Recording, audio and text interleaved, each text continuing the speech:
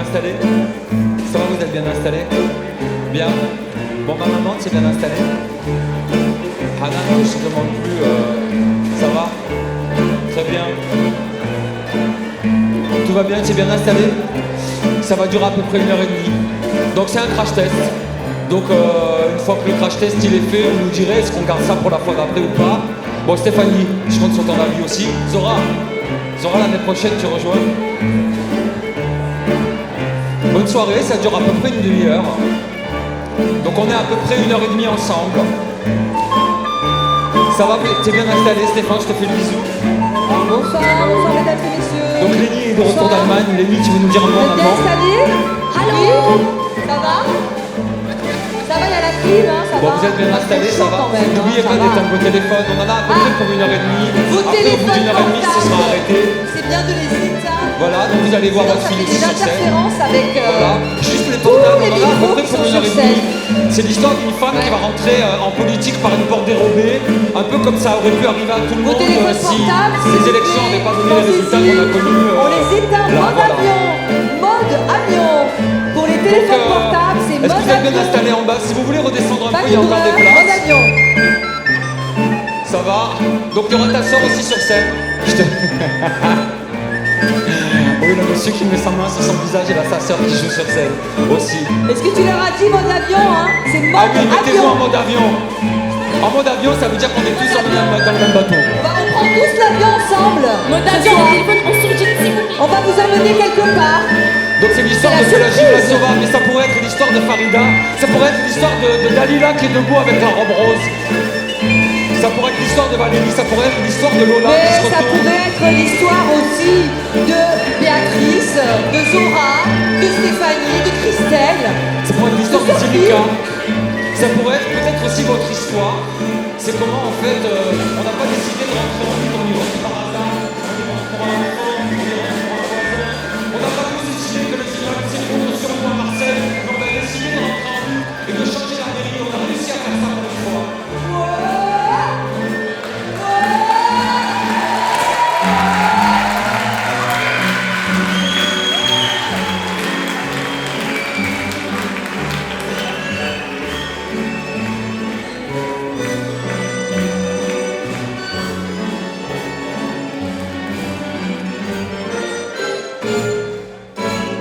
Vous qui tout juste sortez de l'âme, permettez-nous de vous exposer notre inlassable recherche d'une nourriture comme la vôtre.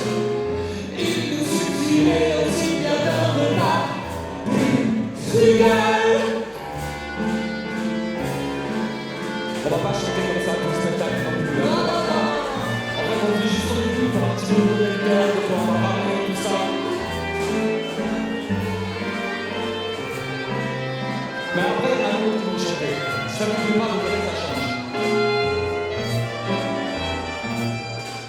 S'il vous plaît, voyez-nous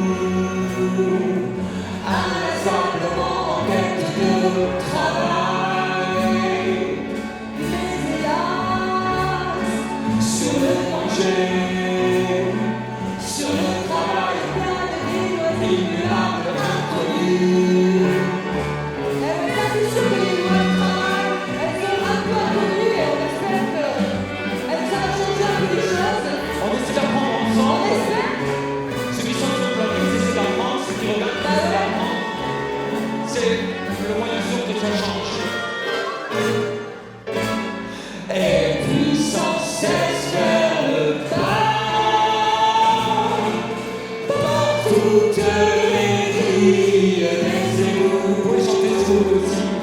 Tombent toutes sortes d'hommes, sans marquer des signes particuliers, sans marquer des signes particuliers, soudain et vite, sans bruit, joyeux ils marchaient à nos côtés, arrachés au flot des hommes, victimes d'un choix imprécis. 6, 7, 100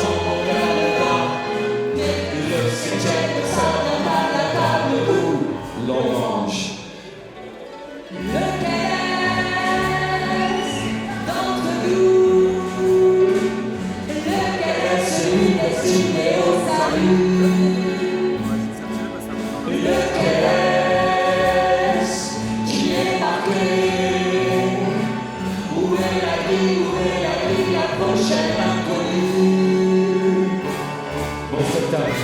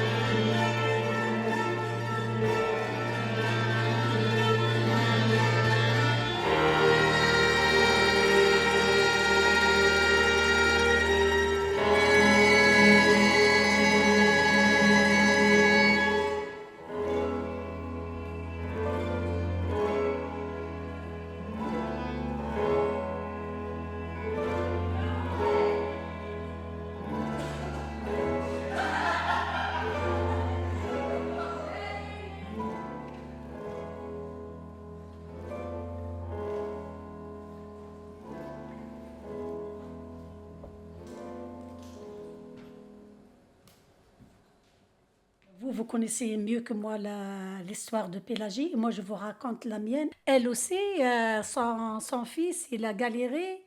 Elle vit chez lui. C'est un pauvre ouvrier. Et il ne gagne pas beaucoup. Je ne connais pas les droits, c'est pour ça que je l'empêche à chaque fois. Je l'empêche, je me mets toujours une barre contre lui pour qu'il ne fait pas ça, il ne fait pas ça. Pour moi, ça lui fait toujours du mal, ces trucs-là. Bon, là, j'ai 60 ans, on ne va pas vivre 100 ans, je ne sais pas. Déjà, la solitude, c'est bon, c'est fini. La timidité, c'est fini. Comme ils m'ont aidé, moi, je veux aider les gens. Je veux laisser des traces, la femme forte et la femme combattante pour mes enfants et pour tout le monde. Je veux connaître les droits. Par exemple, je connais un groupe qui ne connaissent pas leurs droits, ils pleurent ils dans un coin. Je veux aider.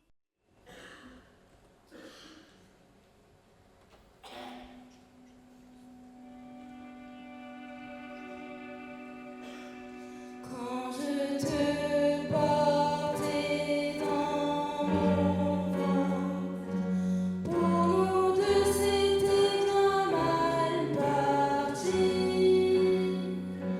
Je disais souvent celui que je porte.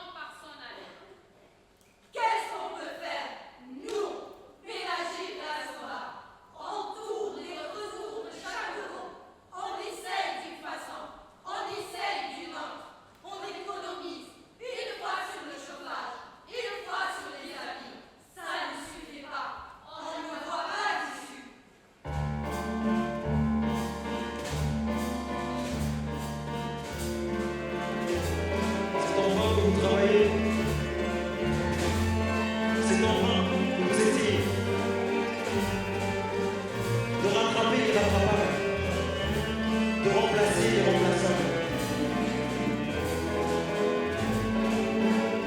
Quand le groupe fait défaut, aucun travail ne suit. Cette question de cuisine, cette viande qui vous manque, c'est hors de la cuisine qu'elle se réglera.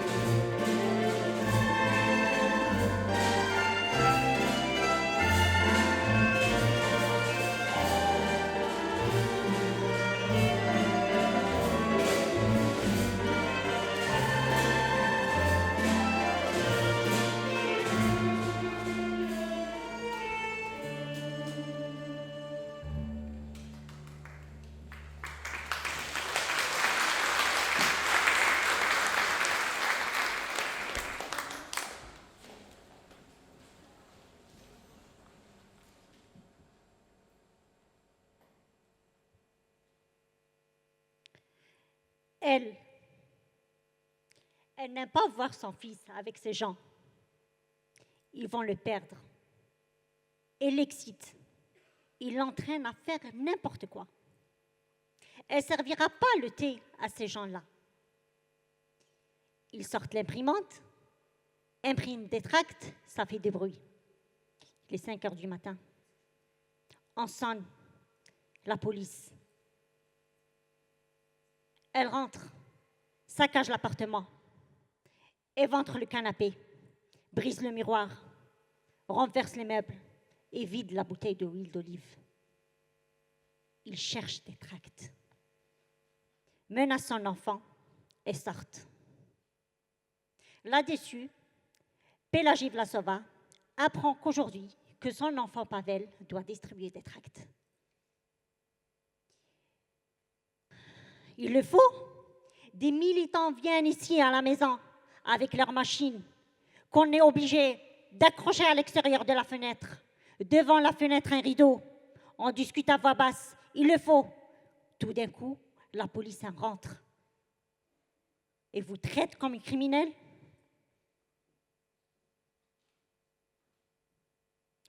Elle se lève et elle parle à son enfant. Je t'interdis de distribuer des tracts. Il le faut, c'est pas dangereux. Nous sommes surveillés, mais nous devons distribuer des tracts. Par conséquent, c'est pas dangereux. Il le faut. Donnez les tracts. C'est pas lui qui les distribuera, c'est moi. J'arriverai aussi bien que vous.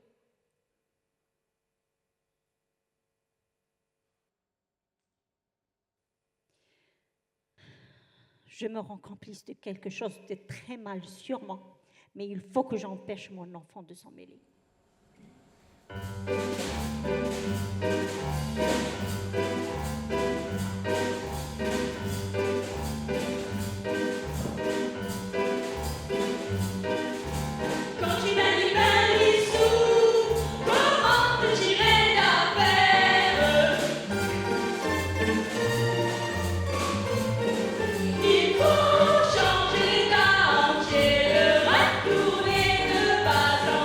Je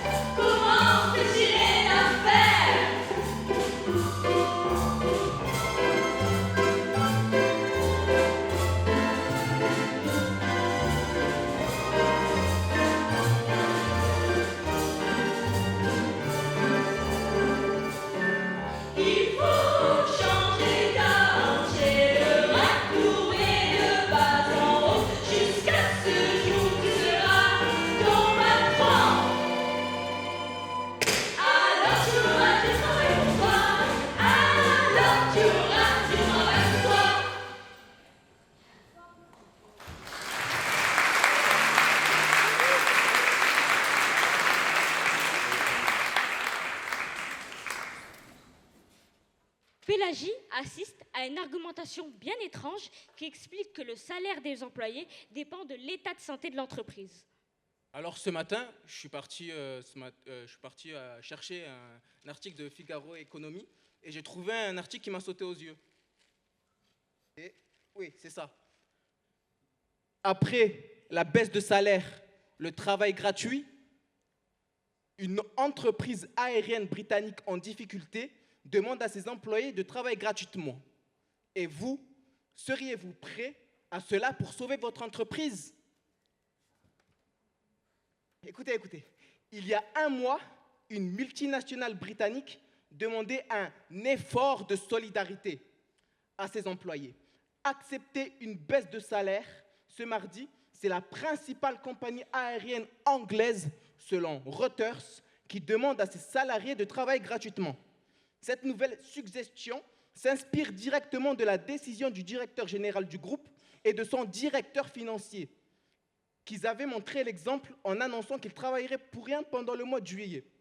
Selon le Times, ce PDG gagne près d'1 million d'euros par an.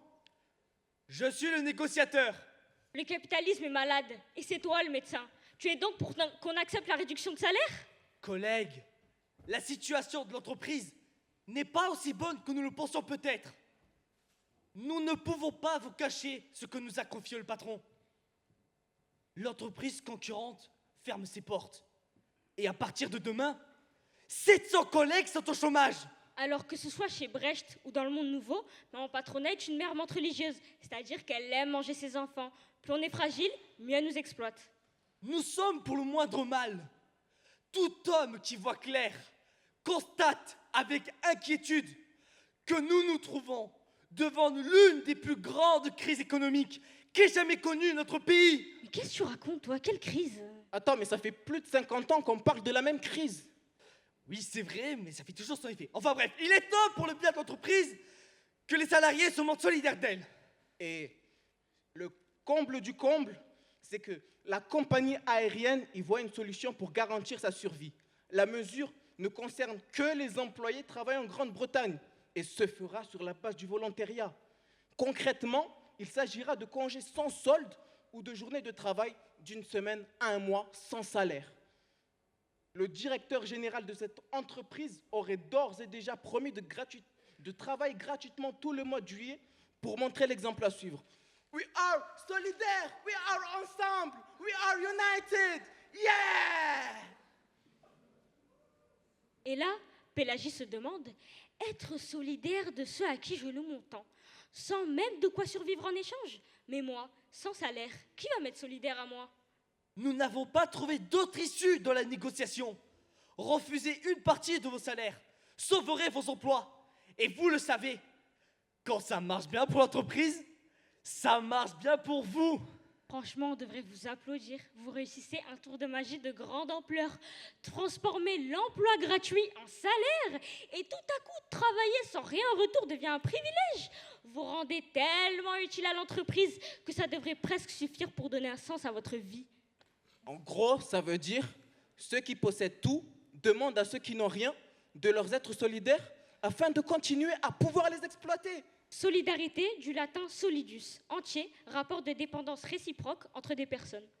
Mais il y a un truc que je ne comprends pas. Tu ne peux pas être solidaire d'une entreprise. C'est pas comme un ami que tu aides à faire ses lacets.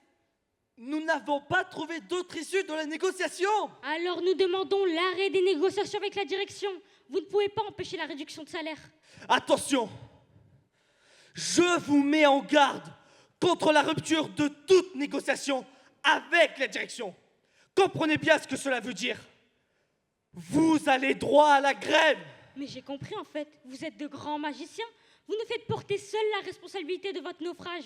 Seule la grève peut sauver notre argent pendant qu'il en a encore temps. Pélagie se demande, la pérennité de l'emploi de mon enfant dépend donc-elle de la taille de son sacrifice? Quel curieux raisonnement!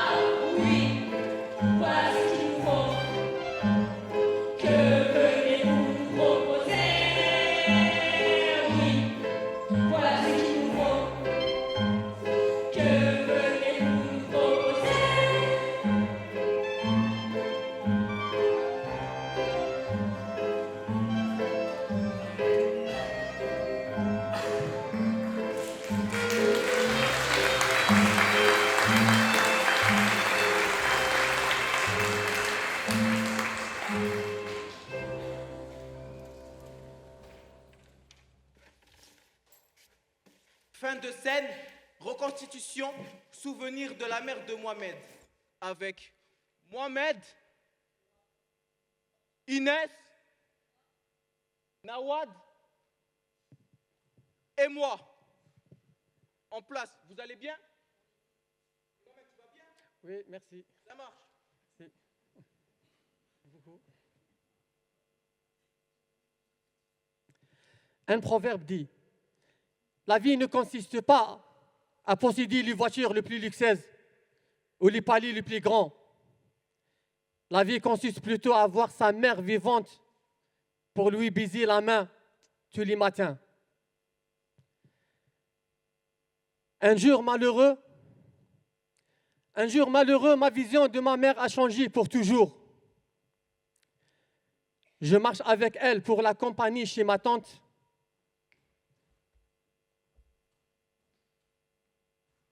Un homme ivre vient lui demander de l'argent.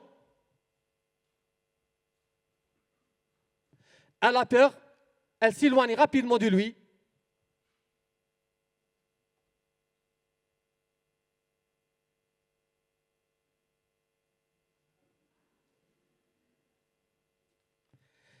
Il commence à l'injurier et à l'insulter.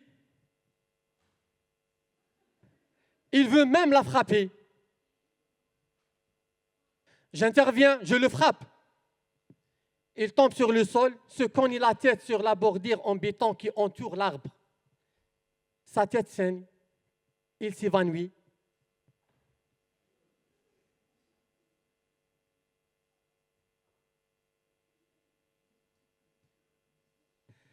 À ce moment, ma mère m'ordonne de m'enfuir. Je lui obéis, je m'enfuis. Elle reste sur place, appelle une ambulance, puis va au centre de police la raconter l'histoire.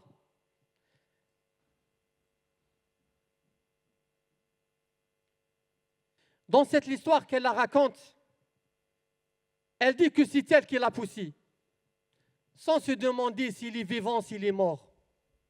Elle sait que la prison l'attend s'il meurt. Elle n'hésite pas. Ce jour, je me suis senti inutile. Je me suis enfoui. Laisser ma mère affronter celle, c'est à quoi il m'aurait fallu moi faire face. Si je pouvais remonter le temps, je ne me le ferais pas. Je ne laisserais pas ma mère dire que c'est elle qui a poussé cette ivrogne. Avant ce jour, je pensais qu'elle était cruelle avec moi. Mais elle essayait de faire de moi un roc. C'est un petit cas parmi des milliers et des milliers d'autres auxquels une mère peut être confrontée pour protéger ses enfants, auprès de sa vie. Quoi que je montre sur ma mère, ça sera confus, mes gestes bégayent. Apprenez la sagesse de la vie. Apprenez de l'école de la mère. Elle est la plus grande enseignante. Je suis une maman de 2 enfants. J'ai jamais été militante autant que maintenant. Alors, j'ai participé à la manif. On a pu s'exprimer. Et la deuxième fois, c'était la RTM, la réduction des tarifs pour les bénéficiaires de l'aide médicale d'État. J'ai levé la voix. J'ai crié, j'ai chanté les slogans. J'ai commencé à s'exprimer. Petit à petit, j'étais vraiment, muet. Et après, je suis devenue une femme qui crie, une femme dragon. C'est ça où je me retrouve. C'est-à-dire la position où je suis, où je dois être une barrière.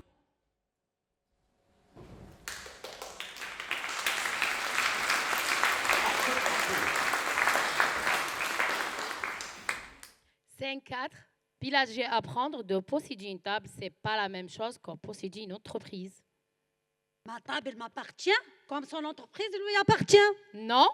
Et pourquoi non? Son entreprise, c'est qu'un tas de vieilles ferrailles. Vois-tu, si ton fils monte chez le patron et lui dit « Sans moi, votre entreprise n'est qu'un tas de vieilles ferrailles et par conséquent, vous ne pouvez pas réduire à volonté mon salaire », le patron se mettra à rire et flanquera ton fils à la porte.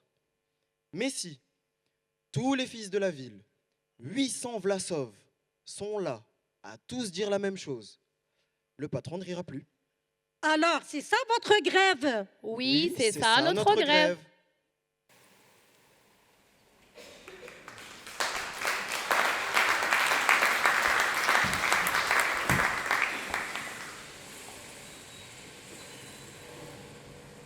Ce qui m'intéresse peut-être dans ce que j'ai lu, c'est cette question à qui l'usine appartient. Est-ce que l'usine appartient au patron?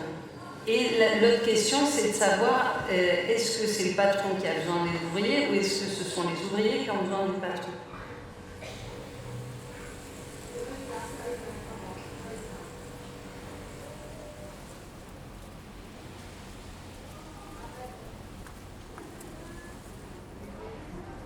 On est tous complètement interdépendants. Et interdépendants entre humains, mais entre humains et non-humains, et entre vivants et non-vivants. Pour manger, on a besoin soit de faire de la cueillette sauvage, soit de planter des graines pour récolter des légumes, par exemple, de pétrir de la pâte pour faire du pain. Et cette pâte-là, ça veut dire qu'il faut avoir planté du blé, il faut l'avoir récolté, et que donc on a besoin pour ça d'une terre qui est suffisamment nourricière, donc qui est suffisamment amendée, qui n'est pas appauvrie. Et en fait, on est pris dans toute cette interconnexion.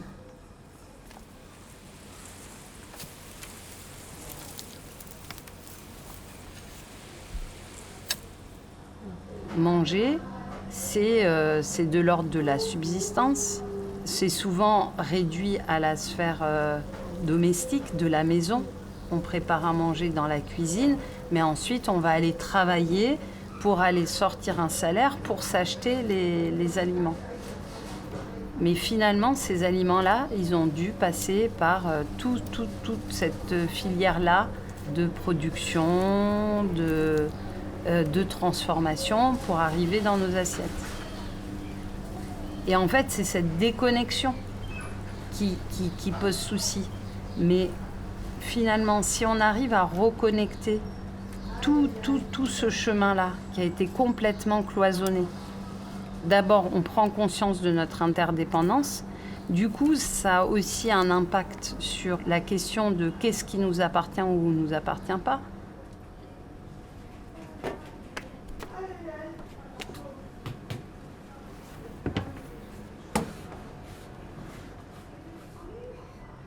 La lutte, elle est peut-être là. La réappropriation, c'est pas enlever d'une propriété privée pour l'amener à une autre propriété privée, mais c'est de penser plutôt en propriété d'usage.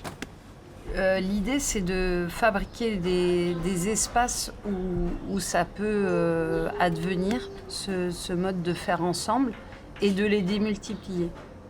C'est une chose de le dire comme ça, et après, c'est comment ça devient viable économiquement.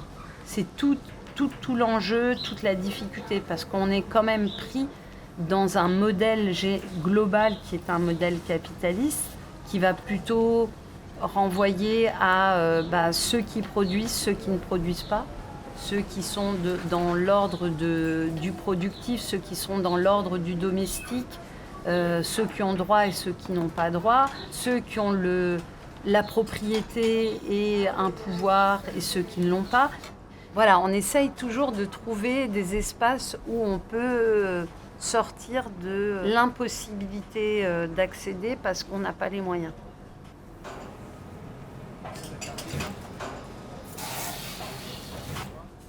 Par exemple, quand on fait du pain au levain, le levain, ça prend plus de temps que la levure pour pousser. Plus on a laissé maturer et meilleur c'est. Je me demande si, au fond, on n'est pas en train de se reconnecter avec ces temporalités-là et qu'en fait, c'est plutôt la temporalité de la révolution serait plutôt la temporalité qui est imposée par notre système industriel.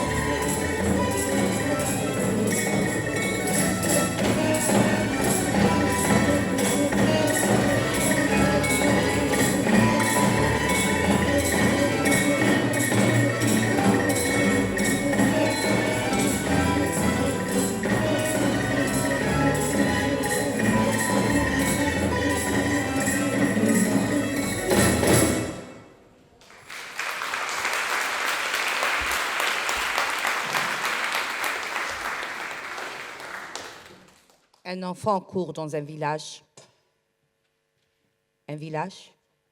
où tout le monde avait la même maman, un village où tous les enfants avaient une mère. Louis, il rêvait d'une fille qui n'était pas là, qui aurait pu être là. Il ne sait pas qu'il part vers celle qui aurait pu être sa mère. Une histoire qu'il n'a jamais connue. On ne lui a pas dit.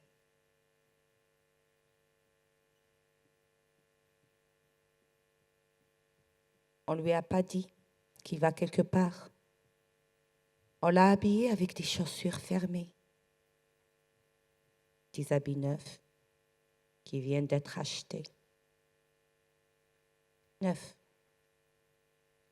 Il était neuf. Au milieu de ses habits, dépouillé de toute trace antérieure, sans attache, sans lien, sans nom.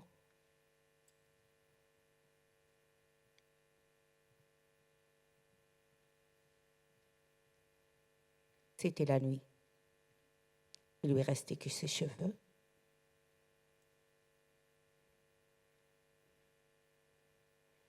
Une femme le dépose en offrande à la mer au milieu de la nuit. Il est devenu vide. Il est resté répéter une phrase.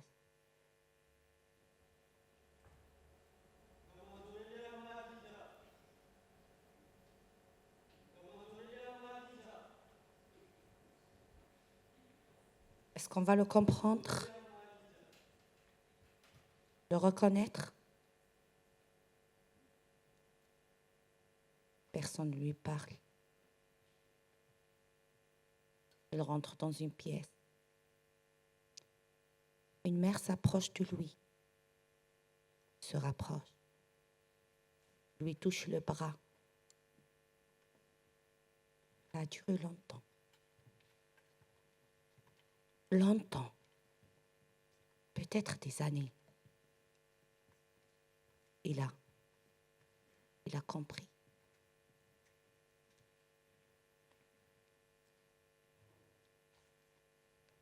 Il a reconnu son nom dans les cheveux de cette femme. Il s'est reconnu en touchant les cheveux de sa mère.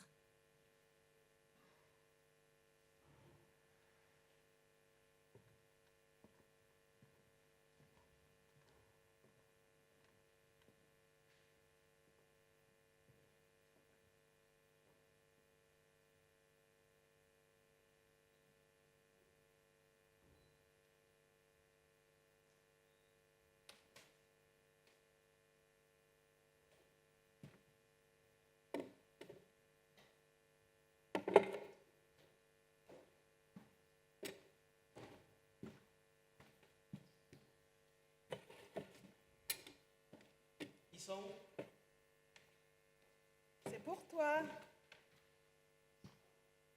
Les autres? Elle m'a dit que c'est comme ça que tu l'aimes. Assis-toi.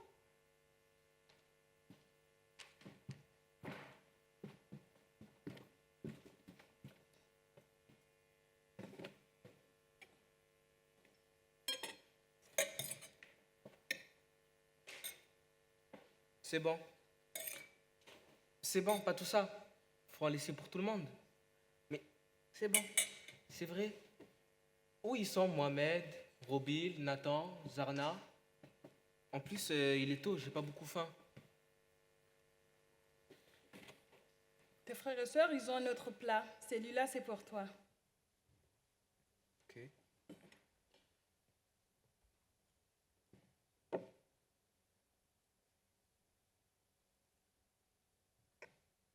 C'est bon.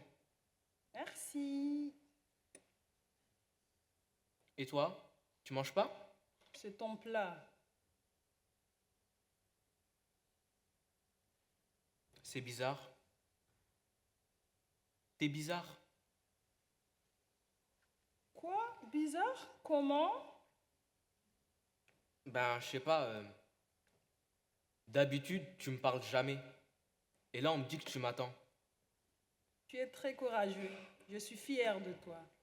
Tu me connais pas? Je pars ce soir.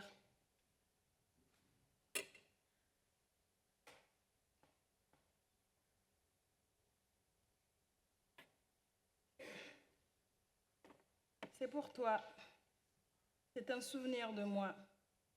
Je savais que tu n'avais pas de souvenir de moi là-bas. N'est-ce pas? Tu vas encore manger?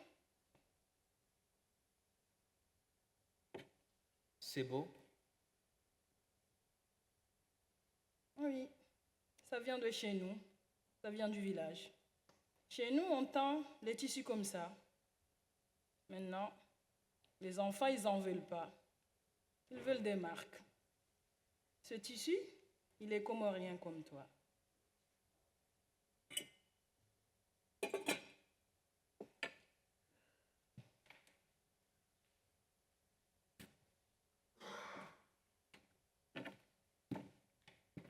Et toi? Quoi, moi? T'es comorienne? Ta mère, elle t'avait donné ton passeport? Oui. N'oublie jamais. Tu n'es pas maoré, même si tu as les papiers. Tu ne parles pas en juin. Tu vas encore manger? Non, non, c'est bon, ça va, merci. Tu n'as pas aimé mon plat? Si, il est très bon.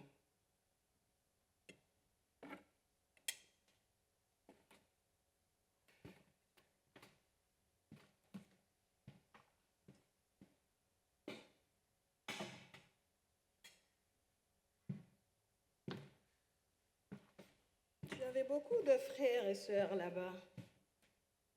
Comme ici, non? Oui, comme ici. Pourquoi tu m'as pas fait venir avant? C'est une affaire de moyens. Pourquoi tu repars encore sans moi? C'est encore une affaire de moyens. Est-ce que tu vas revenir? Non. Un jour, tu comprendras. J'ai eu mal au ventre. Tous les jours, j'avais mal au ventre. Il y avait l'odeur. L'odeur. Ouais, l'odeur de ta cuisine. Maintenant, je m'en souviens. Tu as toujours aimé mon pilao, dès que tu as quitté le sang.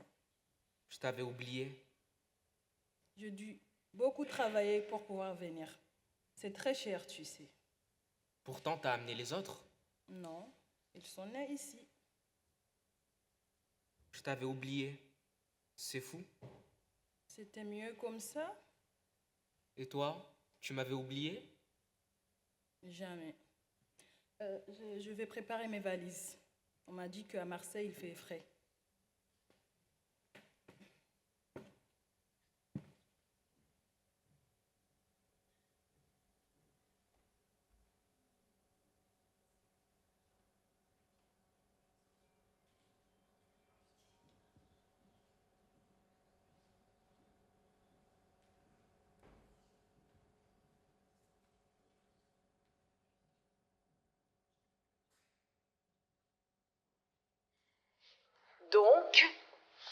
Donc vous trouvez qu'il y a trop de Noirs et d'Arabes en France? Oui, enfin oui, c'est un fait. Les Français... D'accord. Il s'avère que moi qui suis née ici, je suis française. Oui, mais vous vous comportez bien, pas comme... Moi qui suis née ici, j'ai de la famille en Afrique, dans deux pays à, comment vous dites, fort risque migratoire. Oui, mais je ne parle pas... Laissez-moi finir, moi j'étais polie. Donc dans ces pays, aux villes, dont les routes et autres infrastructures sont toujours construites par ceux qui vous emploient. Madame Doumbia, je ne vous laisserai pas dire Elles sont construites pour leur profit dans ces pays dont les ressources sont exploitées par des entreprises qui financent vos campagnes électorales racistes, je le sais, parce que je le vois, que les jeunes, même diplômés, n'ont pas d'avenir, justement parce que les pays sont en réalité gouvernés, corrompus par vos soutiens. D'ailleurs, Madame Maréchal, vous le saviez, vous qui avez passé un certain temps en Côte d'Ivoire en mission, donc ces jeunes qui n'ont aucune perspective d'avenir, leur seul choix, même avec un doctorat, c'est de tenter la migration. C'est ça la réalité. Eh bien moi, je vais vous poser la seule question qui pourrait vous permettre de vous démarquer des nazis ou de l'extrême droite de 1940. Le bout de votre pensée, c'est quoi pour ces jeunes qui n'ont ni avenir dans leur pays, que vos soutiens continuent de coloniser, parce que la colonisation maintenant elle est économique. Je pourrais développer, mais je préfère vous poser la question, le bout c'est quoi? Hein? Ils ne peuvent pas espérer s'en sortir chez eux, vous leur interdisez de venir. Eh ben, pas tout à fait en fait. Ils peuvent bien venir. Ils peuvent venir se faire exploiter par les agriculteurs dont beaucoup votent pour vous. Ah non, mais non, ils ne les exploitent pas. Si, ils les soupaient, profitant de leur faiblesse structurelle, tout en votant pour vous. Donc, répondez-moi, à part cet horizon-là, je veux dire, être semi-esclave sur une exploitation agricole ou dans un restaurant, vous voulez en faire quoi de cette jeunesse? Moi, je vais vous le dire, monsieur Bardella, maréchal Le Pen, le bout de votre politique, c'est quoi? C'est l'extermination, voilà. Parce que vous voulez les terres, vous voulez la force de travail, vous voulez les richesses, vous ne voulez pas les humains. Et donc, il n'y a aucune différence entre vous et vos ancêtres de 1930. Merci et bonsoir.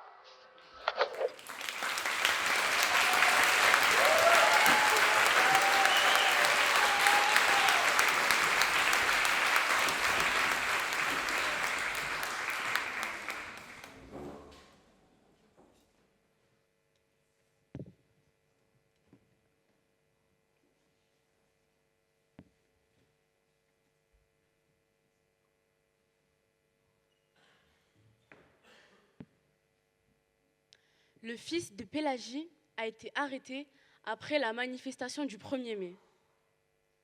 Il est emprisonné, elle est à la rue. Elle a été mêlée aux émeutes du 1er mai. Un militant l'a conduit chez l'instituteur. Là, elle ramène des voisins pour raconter les émeutes et transmettre son apprentissage politique. Je suis l'instituteur. Je suis Pélagie. Vous êtes sûrement très fatigué et surmené, mais si vous aviez encore un peu de temps, nous étions tous d'avis que ce soir, vous pourriez nous transmettre beaucoup de choses, et même en ce qui concerne le 1er mai. Excusez-moi, s'il vous plaît, comment écrit-on lutte des classes? Ma cuisine est pleine de politique. La lutte des classes, ça n'existe pas. Lire, c'est la lutte des classes.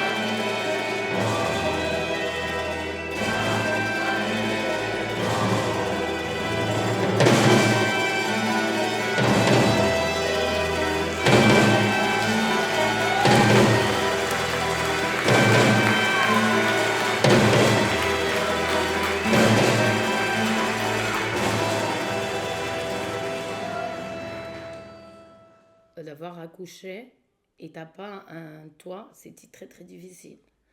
J'ai posé la question 1000 fois avant d'accoucher. Et je lui ai dit, même les rats, si elle veut avoir des enfants, des petits...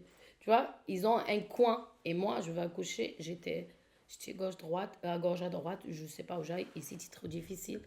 Et je pensais toujours dans une solution, d'avoir une meilleure vie, de trouver une solution. Bref, j'ai trouvé un coin, un petit coin pour nous deux. Quand tu es toute seule, tu manges, tu t'en fous. Tu manges viande, sans viande, c'est pas grave. Mais quand tu as un enfant, tu te dis, mais comment je bouge? Après, j'ai compris que c'était pas moi le fautif de ne pas avoir un appartement. C'était pas moi le fautif de ne pas avoir la nourriture à mon fils. Je lui donne ce que je peux. Et ça, il y en a des gens qui n'ont même pas ce qu'elle a mon fils. Je lui dis, il faut changer les choses, il faut bouger. Et j'ai compris en fait que de faire ça toute seule, c'est fatigant. Mais j'ai compris avec le CRJ3, c'est collectivement, on peut aller loin.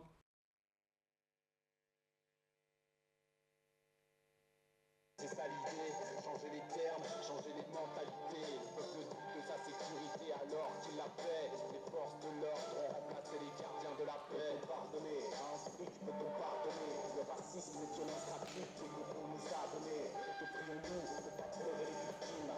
Accepter le cynisme, fermer les yeux de ceux qui nous dirigent. La police assassine et prend le temps possible. Les mêmes minorités qui utilisent les discours politiques. Y'a pas d'hasard qui tienne ces volontaires et codifiés. La violence légitime n'existe que pour dominer.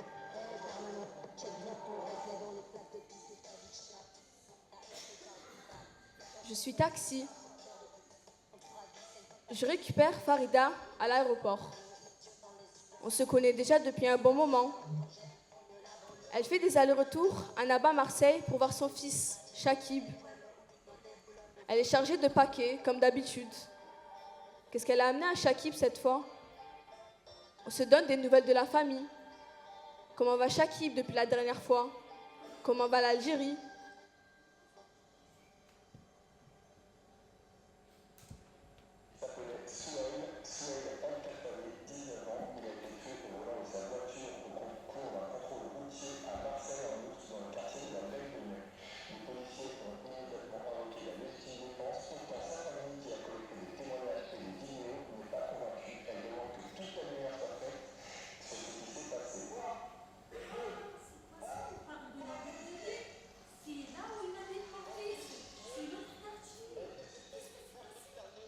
On parle de la situation politique qui se durcit en France, Darmanin et les nouvelles lois immigration.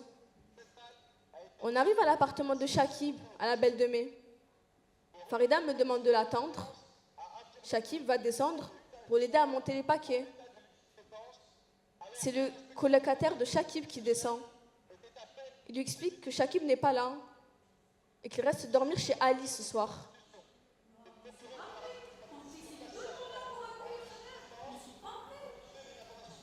Le colocataire lui propose de se calmer et de venir à l'appartement.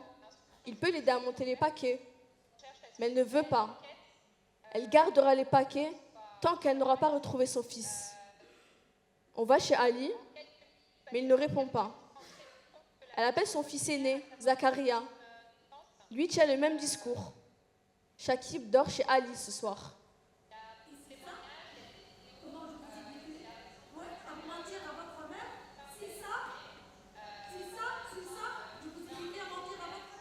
Direction le club de foot. Là-bas, l'entraîneur, on ne sait pas où est Shakib. Il n'est pas venu depuis la veille.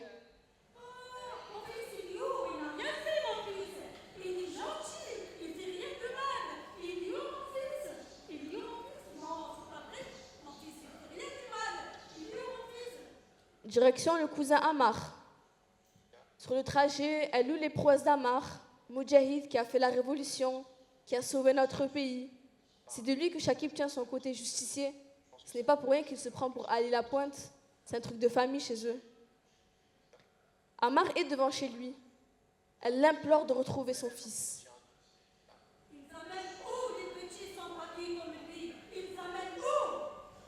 Ammar mentionne le centre de rétention du Canet, mais lui dit surtout de se calmer et de ne pas se rendre malade.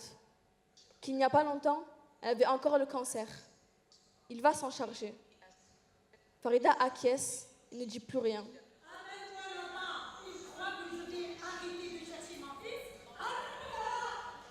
Direction le CRA. Je cherche mon fils, Jackie Penkapala. Monsieur, s'il vous plaît, je cherche mon fils. Il est où mon fils? Shakib! Shakib! Tu es où mon fils? Il est où mon fils? Oh, mon fils, s'il vous plaît, monsieur. S'il vous plaît, monsieur, il est où mon fils? Il est où mon fils? Mon fils! Oh. On l'envoie balader. Elle est prête à dormir devant le CRA, mais son fils aîné, Zacharia, la rappelle et lui explique la vérité. Shakib a été arrêté, il est en garde à vue, mais il n'y est pour rien, c'est une erreur. Farida s'écroule. Qu'est-ce que tu as voulu faire encore, l'avocat du pauvre? Qu'est-ce que tu as voulu faire encore, l'avocat du pauvre? Direction le commissariat. Là-bas, ils ne veulent rien lui dire. Son fils sortira quand il doit sortir. Farida s'endort dans le taxi.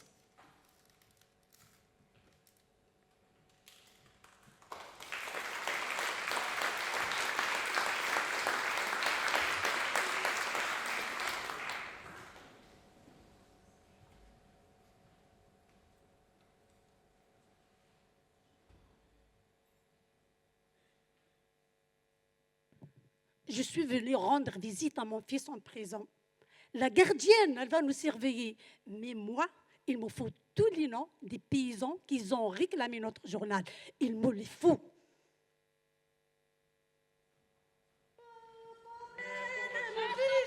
Stop. Vous devez vous placer de telle sorte qu'il y ait un espace entre vous. Là.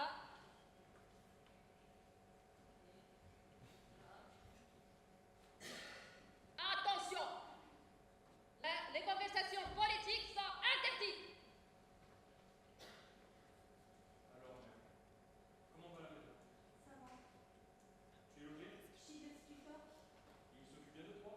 Oui, et toi, comment vas-tu? Je me faisais du souci. Je me demandais si tu pouvais t'aider suffisamment. Oh, ta barbe a poussé. Il me faut tous les noms.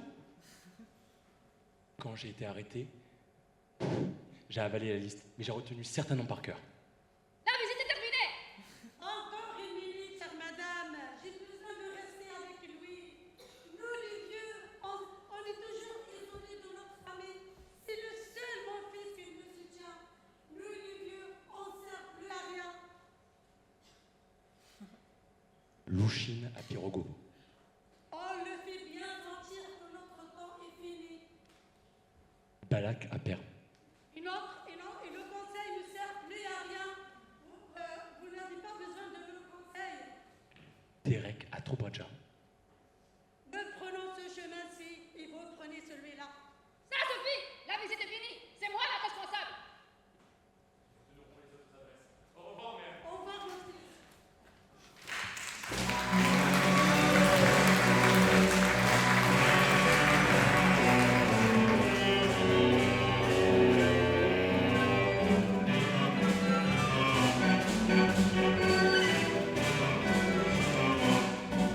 Ils ont des lois, des ordonnances, ils ont des maisons, des forteresses, sans compter tous leurs centres et leurs foyers.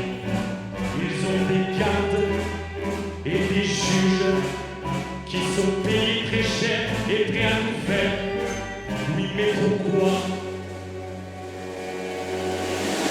Au jour de leur chute, et ce jour est proche, ils auront enfin compris que tout ça ne leur sert plus à rien, que tout ça ne leur sert plus à rien. Ils ont leur presse, ils ont leurs livres, pour nous combattre, nous réduire au silence, sans compter tout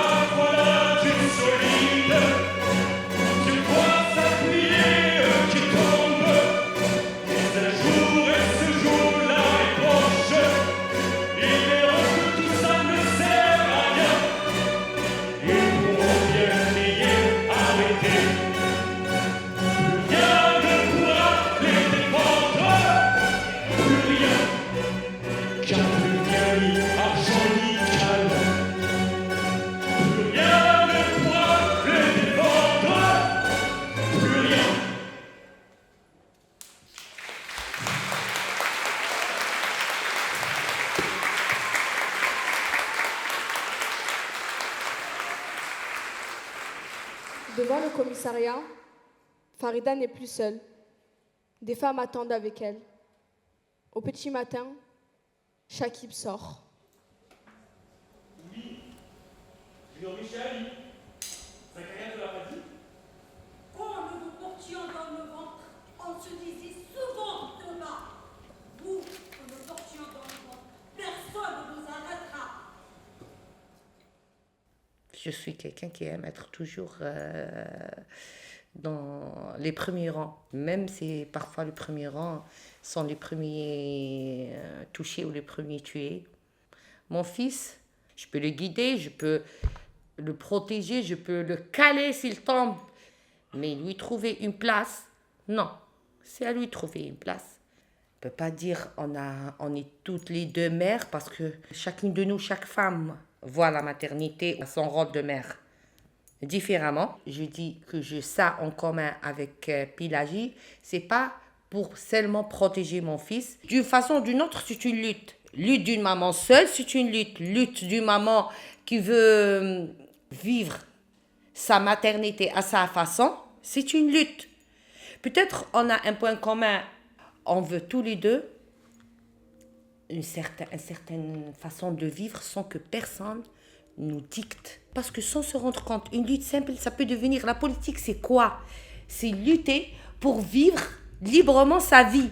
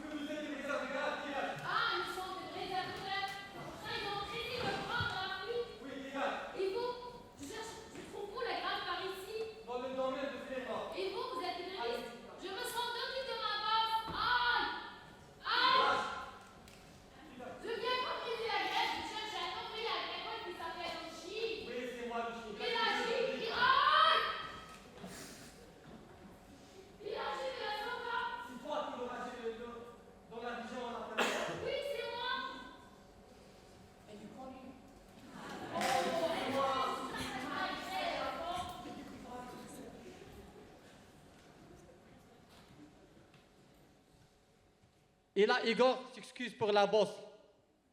La grève marche mal. Il est isolé. Des briseurs de grève n'arrêtent pas d'arriver. Il n'y a à manger que pour ces fripouilles. Les gens qui ne font pas grève, ils pensent individuel. Ils ont quoi à manger dans leur gamelle. Les gens qui font grève, ils n'ont rien à manger. Ils pensent collectivement. Donc, elle va servir de cette bosse pour réunir les ouvriers. Aïe, aïe, je mets.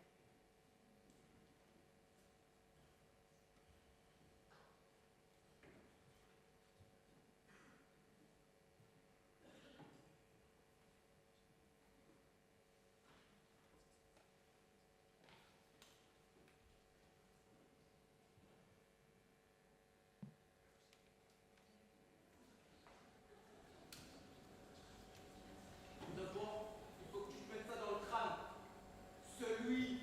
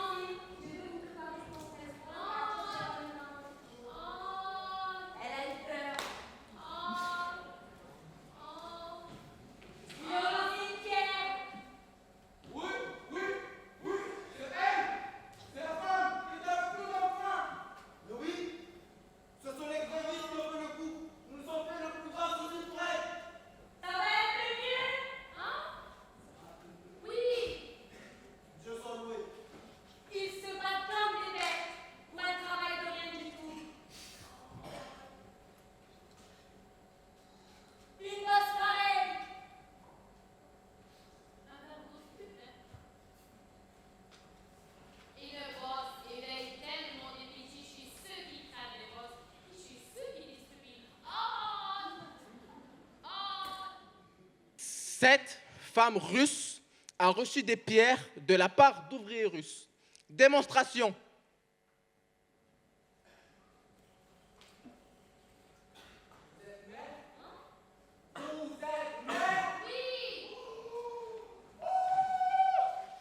Cette main russe a reçu des pierres. Oui, des pierres russes. Et c'est une pareille offense qu'il faut que je dois avoir dessous.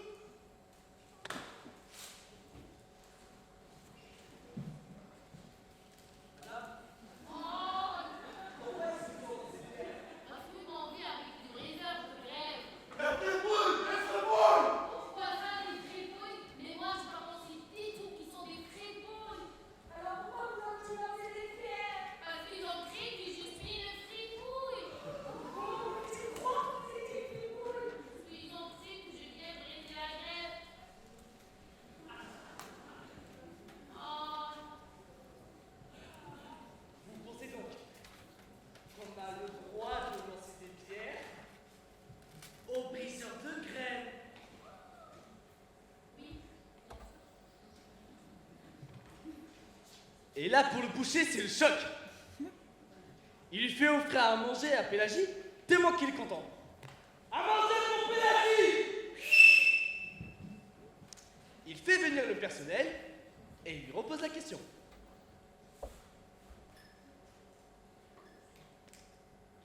Je demande a-t-on le droit de lancer des pierres aux briseurs de grêle?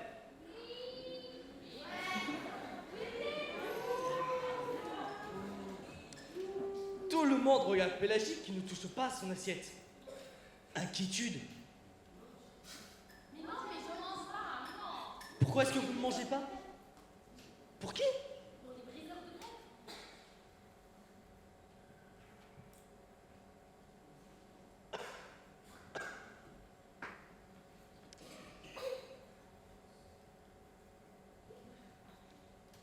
Alors voilà, c'est le bouquet pour le boucher. Elle le met dans le même sac que les briseurs de grève. Moi aussi, je suis une fripouille. Mais pourquoi suis-je une fripouille? Parce que j'ai des briseurs de grève? Oui. Comme eux, il est de ceux qui ne pensent qu'à leur profit. Et certainement lui aussi craint les bosses. Regardez. Tout ici appartient à M. Smirnov, qui habite Odessa. Pourquoi ne pourrait-il pas réduire les salaires? Ce n'est pas son salaire? Ce n'est pas son argent? Ne peut-il donc pas fixer les salaires comme il entend? Le boucher, lui aussi, sans faire grève l'année dernière, son salaire a été diminué de moitié. Et sans rien dire, bientôt, on va encore le diminuer. Voilà, il se rend compte qu'il est un social traître. Et que Pélagie ne mangera pas de ta cuisine. Il est un traître envers ceux qui diminuent et ne se laissent pas faire.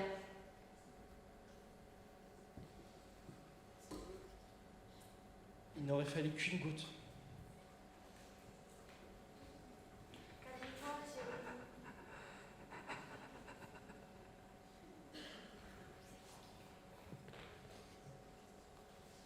La colère doit se traduire en actes. Dites à Monsieur Smirnov qu'il vous envoie votre nourriture d'Odessa. À moins que le cochon ne se cuise tout seul. Vous n'en aurez pas un seul morceau. Je vais t'attirer du malheur, tu nous mets dans la misère. Eh, je retourne chez ma mère. Quoi?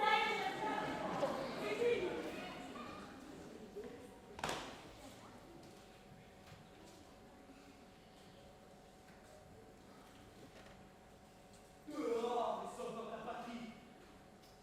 Nous faisons grève. Le personnel de la cuisine fait grève.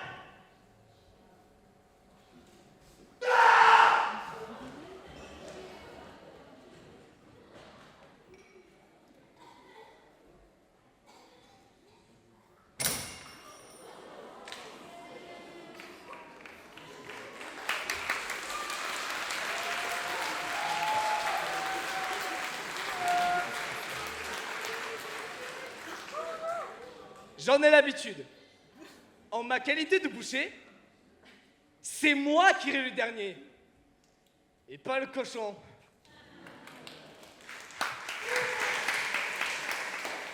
Et le boucher fit dire au lanceur de pierre à Pélage et Vélasova que de maintenant, la soupe sera préparée pour eux. Yes!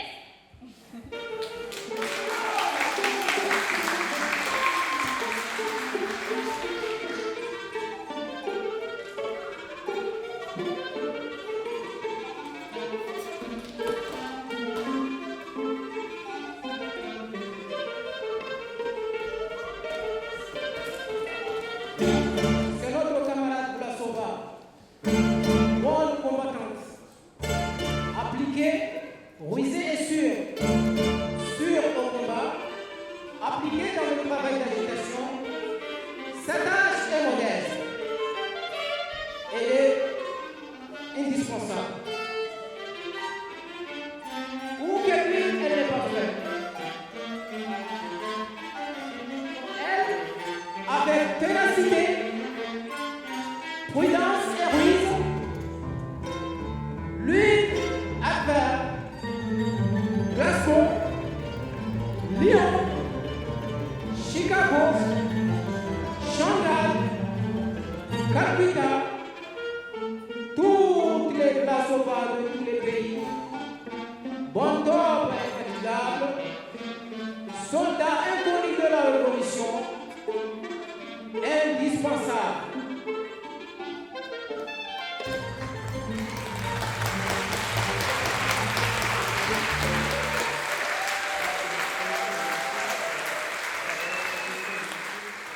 Ça me fait penser à mon fils que ça peut arriver. En fait, ça existe encore, cette discrimination, ces luttes. Encore, tu vois, les gens, par exemple, Radisson Bleu, ou les femmes des chambres qui font une grève. Ou hier, j'étais à Gare Saint-Charles. Je l'ai vu, les travailleurs de nettoyage, ils sont en grève aussi. Et tu penses, tu dis, moi aussi j'ai un enfant, il faut que nous, tant que mère, on fait des choses pour lutter contre tout ça, pour un meilleur avenir, pour une meilleure vie. Je pense qu'il n'y aura jamais d'arrêter discrimination, arrêter ça.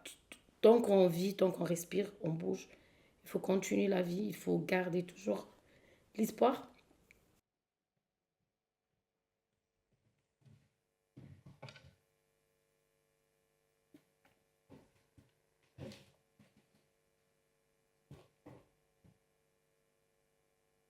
Alors, c'est cette nuit-là qu'il n'est pas rentré. Enfin, si, il est rentré, mais pas à l'heure convenue entre lui et moi. Je défaisais nos bagages. Mais pourquoi il y a tous ces pulls et ces pantalons? À chaque fois, je lui dis, chérie, on va à Marseille. Et là-bas, en juin, c'est l'été.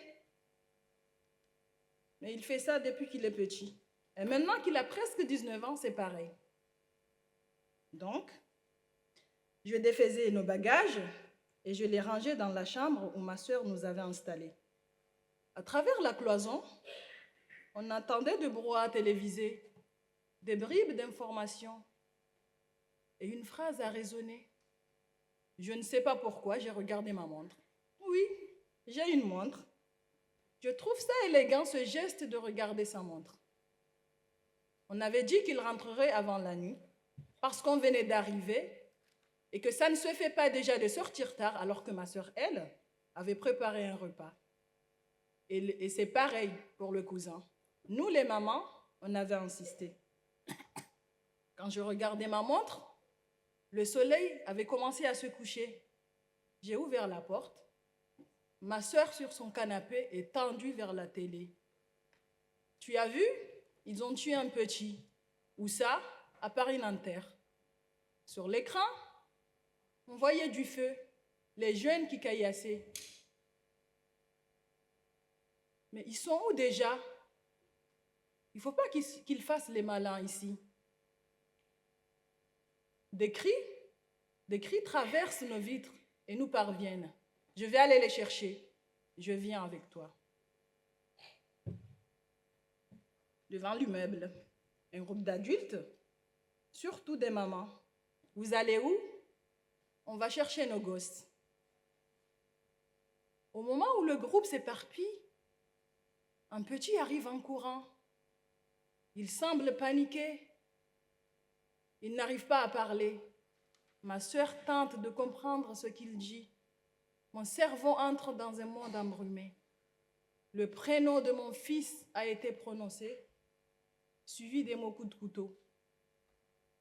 Le prénom de mon fils a été prononcé, suivi des mots coups de couteau. Je ne sais pas, c'est cette nuit-là, je ne sais pas comment ça a pu se mélanger. C'est cette nuit. Mon fils en sent la nuit, où celui de Mounia Merzouk lui a été ôté. Je ne me souviens plus du temps qui a suivi.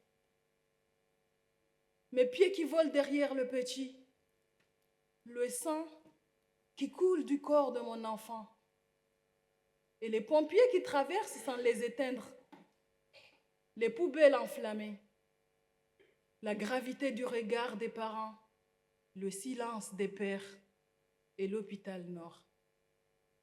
Non, mon fils n'était pas avec ceux qui crient pour la justice, mais mon enfant, comment ça a pu arriver? Comment ça a pu se passer?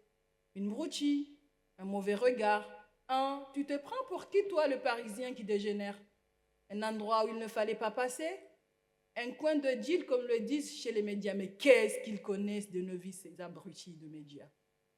Je revois le blanc du sol hospitalier, une blouse verte d'une cousine qui me reconnaît. Aide-soignante, c'est un bon métier, c'est difficile. Il faut juste faire attention à ne pas se briser les lombaires.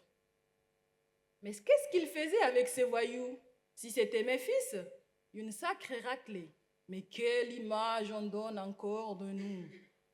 Elle ne saura pas les cauchemars. Elle ne saura pas les cauchemars. Elle ne saura pas les cauchemars et les regards affolés à la vue d'un couteau de boucher. Le lit comme refuge pendant des semaines. C'est comme ça que ça a commencé, ma fille. On a commencé à écrire des tracts, à les déposer dans les boîtes aux lettres. Au début, les autres me soupçonnaient. Tu vas faire venir la police, me disaient. Non, je ne veux pas la police. Eux ne comprennent pas nos vies. Ici, on reçoit les autres mamans.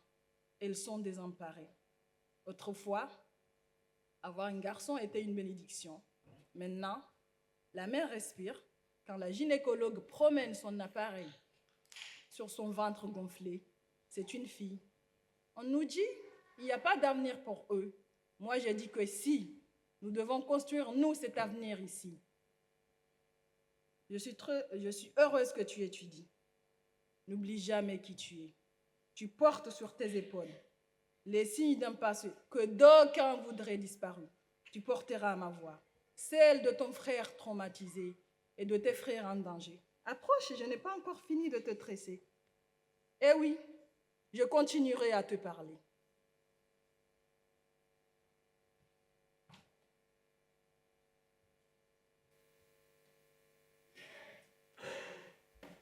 L'empathie, quand tu es jeune, c'est difficile à appréhender. Tu veux aspirer à être plus. Des fois, être plus, c'est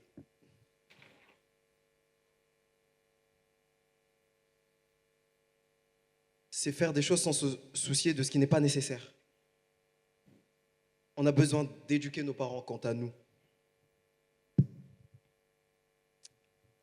Les éclairer sous nos psychés, la hargne sur ce qu'on désire, se débrouiller, creuser la confiance au cœur de nous-mêmes, l'envie de sortir de son milieu, l'envie d'aller plus loin que là où nous sommes, physiquement et mentalement, ce qui sera comme une révolution dans notre propre vie.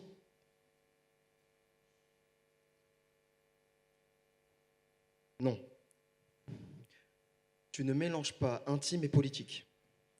Tu ne mélanges pas. Je ne mélange pas.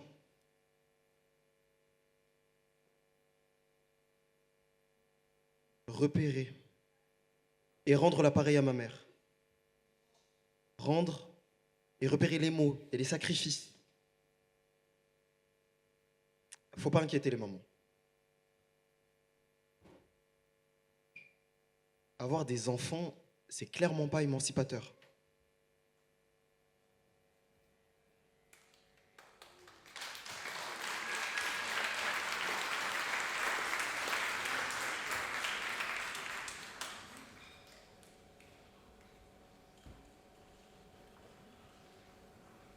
Pélagie Vlasova et deux jeunes ouvriers apportent dans l'appartement de l'instituteur une imprimante. Maintenant, c'est la mère qui imprime des tracts et son fils Pavel qui fait à manger.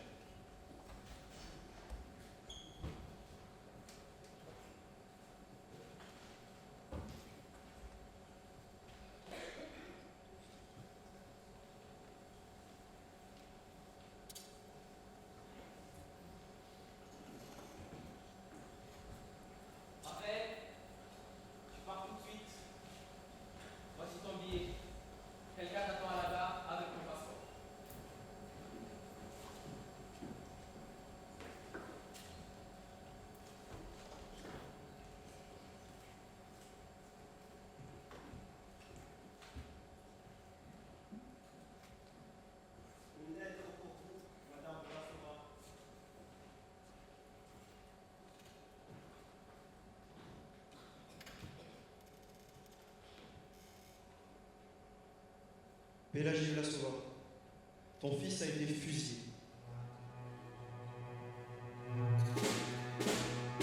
Et quand il marchait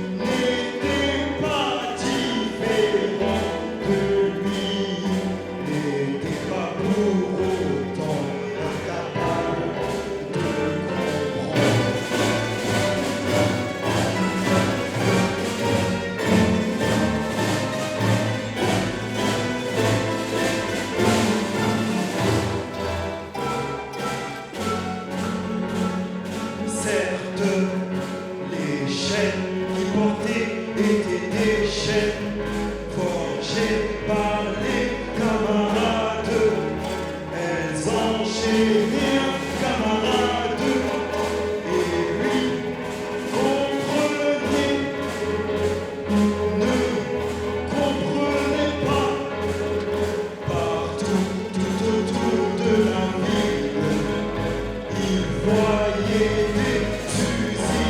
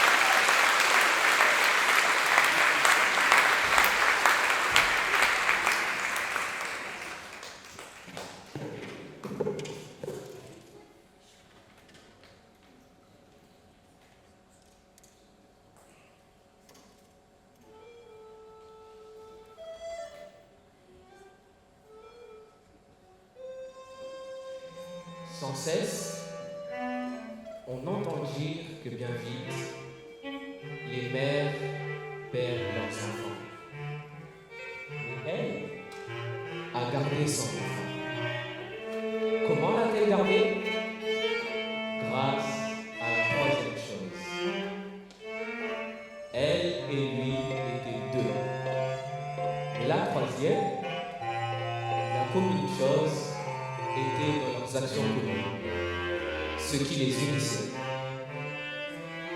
Plus d'une fois, j'ai entendu parler entre eux, enfants et parents, combien meilleurs étaient leurs entretiens sur la troisième chose à nous commune, la grande chose commune à nous d'hommes.